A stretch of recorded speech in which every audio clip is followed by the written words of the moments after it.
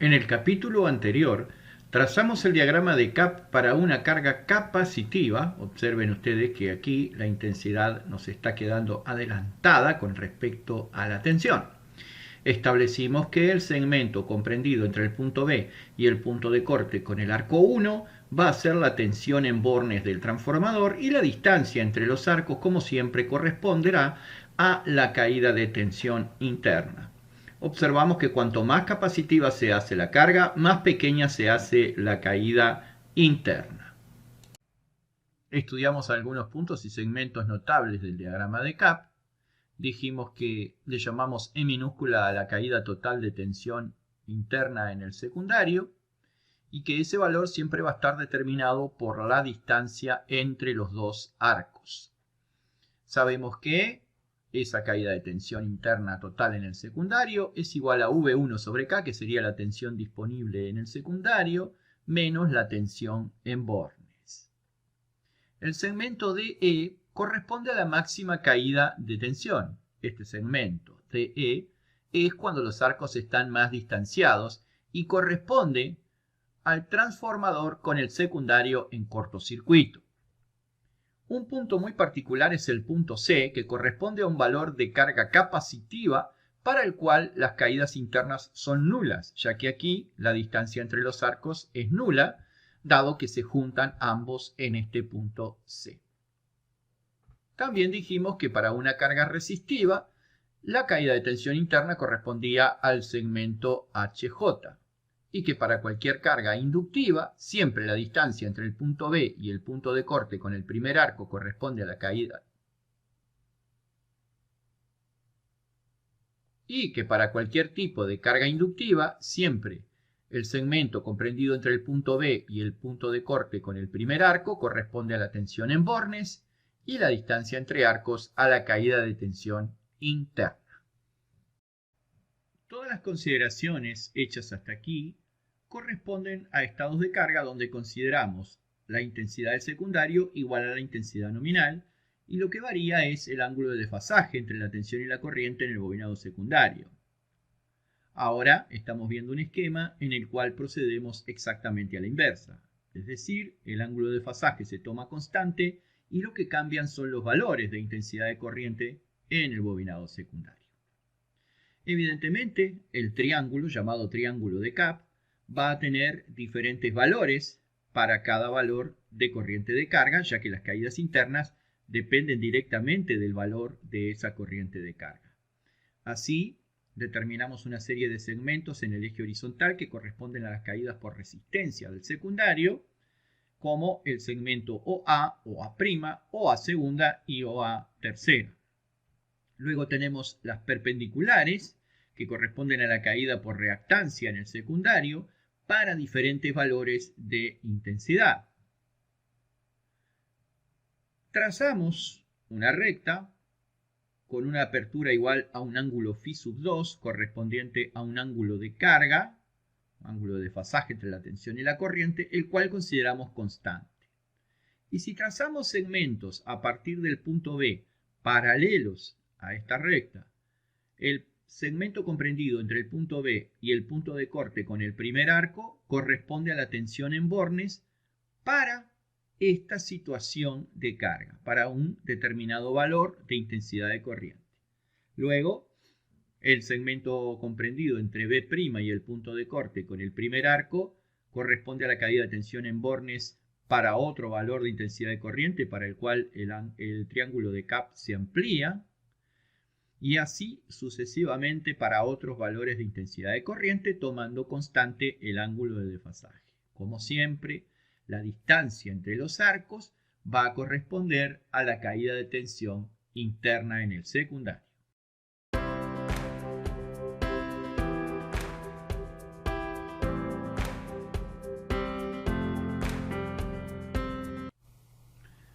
En esta imagen estamos viendo lo que llamamos característica de carga del transformador, o también conocida como característica externa.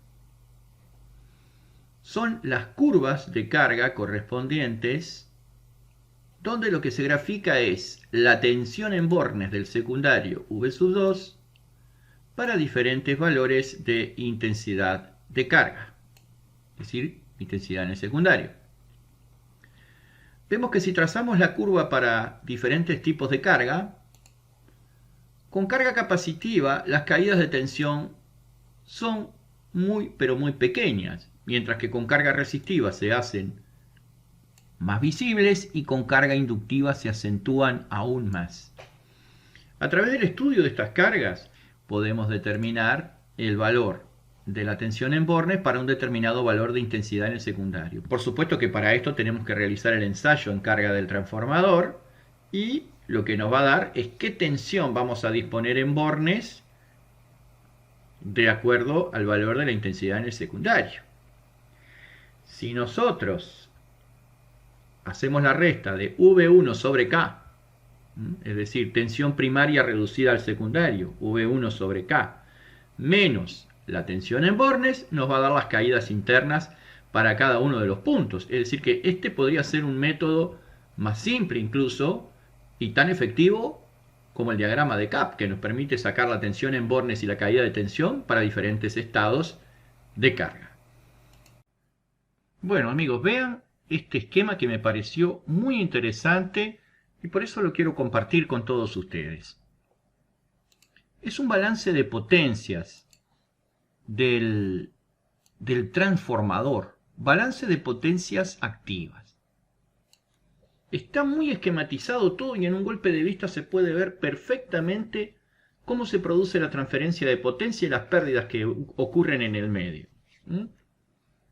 Nosotros tenemos en principio en la entrada del transformador una potencia a la que llamamos potencia absorbida, que es o potencia 1 o potencia del primario.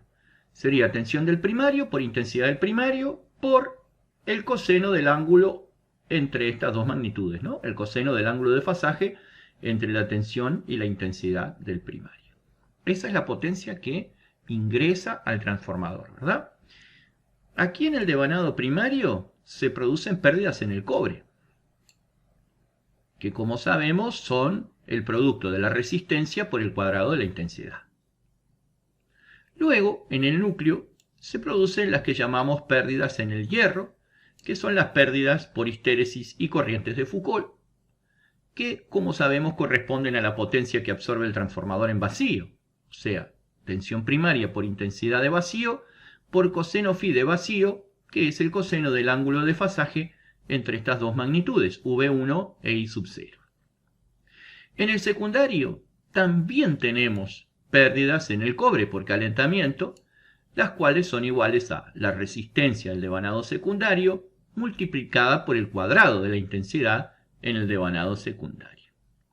Y finalmente, lo que nos queda disponible en el secundario, lo que llamamos P sub 2, es V sub 2 por I sub 2 por coseno de phi sub 2. Es decir, tensión en bornes del secundario por intensidad en el secundario por el coseno de phi, el coseno del ángulo de fasaje entre la tensión del secundario y la intensidad del secundario.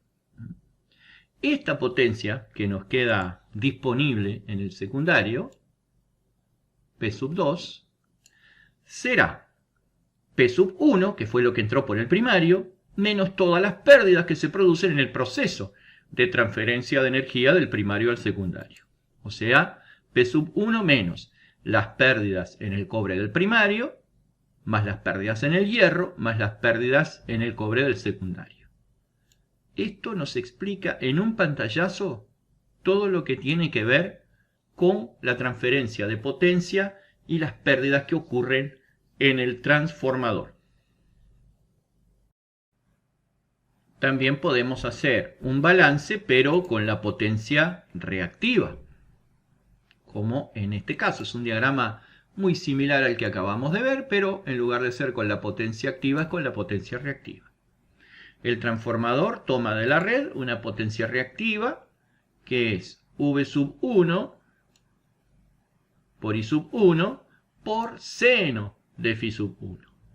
Seno del ángulo de desfasaje entre la tensión y la corriente del primario. Esto es lo que toma de la red el transformador. En el primario, nosotros vamos a tener unas pérdidas por reactancia de dispersión, y eso es potencia reactiva.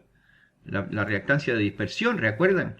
que es una reactancia que representa la caída de tensión que se produce en el transformador debido a la dispersión de flujo, a esas líneas de fuerza que no circulan por el núcleo, sino que se dispersan en los alrededores del núcleo.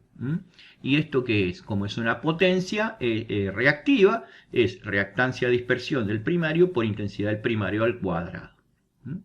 Después tenemos en el núcleo una potencia reactiva magnetizante, que corresponde a la potencia reactiva en vacío. O sea que es V sub 1 por I sub 0 por seno de phi sub 0. Tensión del primario por corriente de vacío por el seno del ángulo de fasaje entre estas dos magnitudes. Luego en el secundario también tenemos una potencia reactiva que corresponde a la reactancia de dispersión y que representa una pérdida de potencia reactiva, porque la reactancia de dispersión es aquella que representa la reactancia creada por las líneas de fuerza que se dispersan en el aire, que es reactancia de dispersión del secundario por intensidad del secundario al cuadrado, análogamente a lo que realizamos, el cálculo que realizamos en el primario.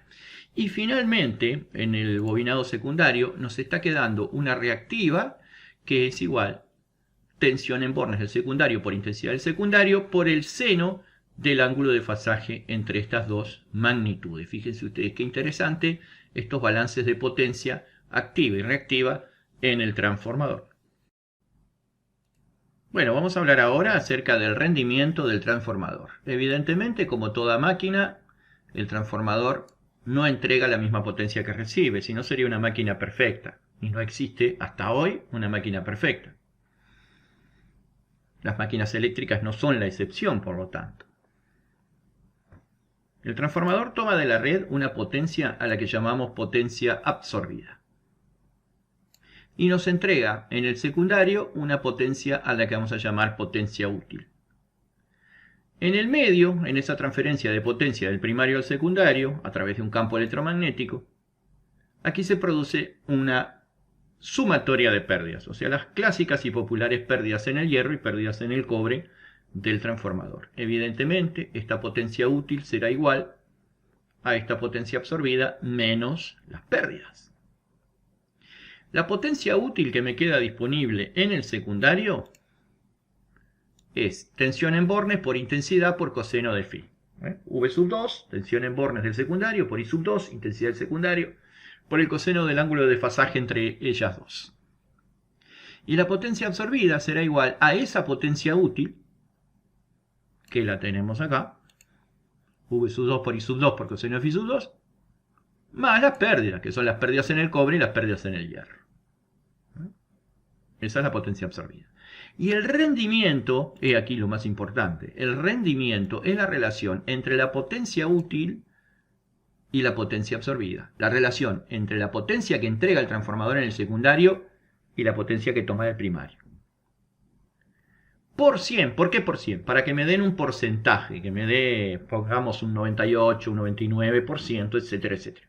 El transformador es una máquina que tiene un rendimiento muy alto, porque las pérdidas en el cobre son bajas, ya que trabaja con sus bobinados al aire, diferente a lo que ocurre en un motor o un generador donde los bobinados están metidos dentro de la carcasa. Además, las pérdidas en el hierro se disminuyen bastante, porque las pérdidas por corriente de Foucault se combaten fabricando el núcleo laminado, y las pérdidas por histéresis mejorando la calidad magnética de los núcleos de hierro al silicio. Así que bueno, si bien hay transformadores que trabajan dentro de carcasas también, pero están refrigerados por circulación de aceite dieléctrico o a veces o por aire forzado, porque a veces se combina la ventilación por aceite dieléctrico y por aire forzado. O sea que el transformador de todas las máquinas eléctricas es el que tiene mejor rendimiento porque tiene menos pérdidas. Y a eso hay que agregarle que no tiene pérdidas mecánicas porque es una máquina estática. Entonces el rendimiento del transformador va a estar bastante cercano al 100%. Ese rendimiento también lo podemos expresar como aquí la expresión de la potencia útil, ¿verdad? ¿Se acuerdan que es V2 por I2 por coseno de phi 2? ¿Sí? Aquí está. Y la potencia absorbida, que es la útil más las pérdidas, que la teníamos acá. por 100 para que esto me dé en un porcentaje. Esta es la expresión del rendimiento del transformador. Por supuesto que va a depender de la tensión en borne, porque la tensión en borne puede cambiar según el estado de carga, ¿verdad? Y la intensidad del secundario también. Así que para cada estado de carga el rendimiento del transformador va a cambiar. En todo caso, podemos referenciarnos a un rendimiento nominal que va a ser aquel que va a tener el transformador para carga nominal. Fíjense qué interesantes son estas curvas de rendimiento del transformador. Nosotros tenemos por aquí la potencia en kilovatios, pusimos unos valores random, hasta 4 kilovatios, y en este mismo eje representamos del otro lado el rendimiento. Así que aquí tenemos a la izquierda la potencia, a la derecha el rendimiento en tanto por ciento, como lo indica aquí, ¿verdad? En el eje horizontal está la fracción de potencia nominal a la que estamos haciendo referencia. Acá, por ejemplo, 4 cuartos sería potencia nominal. Acá estaríamos a mitad de potencia nominal, a 3 cuartos de potencia nominal y a 1 cuarto, siempre haciendo referencia a la potencia nominal. Las pérdidas en el hierro son constantes, porque dependen de la tensión y no de la intensidad. Y son aquellas pérdidas en el hierro que correspondían al ensayo en vacío, ¿recuerdan? Las pérdidas en el hierro, que son las pérdidas por histéresis y Foucault, son constantes. Por eso lo que nos va a dar es una recta paralela al eje horizontal. No cambian ante ninguna variación de carga del transformador. En cambio, las pérdidas en el cobre son proporcionales al cuadrado de la corriente. ¿Recuerdan que eran R por I cuadrado? R1 por I1 al cuadrado en el primario y R2 por I2 al cuadrado en el secundario. Bueno, ¿y cuál es la representación de una función de segundo grado? Una parábola. Entonces, la curva que representa las pérdidas en el cobre no es otra cosa que una parábola. Y aquí lo que tenemos son las diferentes curvas de rendimiento del transformador para diferentes valores del coseno de phi de la carga, desde 0,7 hasta 1, pasando por 0,8 y 0,9. Y aquí decimos, bueno, para 1 cuarto de la potencia nominal, y por ejemplo, a ver, para 1 cuarto de la potencia nominal y un factor de potencia 0,8, bueno, venimos hasta acá. Este va a ser el rendimiento del transformador. Estaría entre un 96 y un 97%. Sería por arriba de un 96,5. Andarían 96,6, 96,7%. Por ejemplo, acá voy a ir al revés. Voy a ir del 98. Voy a ir a coseno phi. Del 98 ir a coseno phi 0,9. Y voy a bajar acá. Esto sería para una potencia entre 1 cuarto y 1 medio. Más bien tirando a 1 cuarto que a 1 medio. Podría ser un tercio quizás. Un poquito más de 1 tercio de la potencia nominal. Bueno, para esa fracción de la potencia nominal y coseno phi 0,9 vamos a tener un rendimiento del 98%. Así es como funciona esto.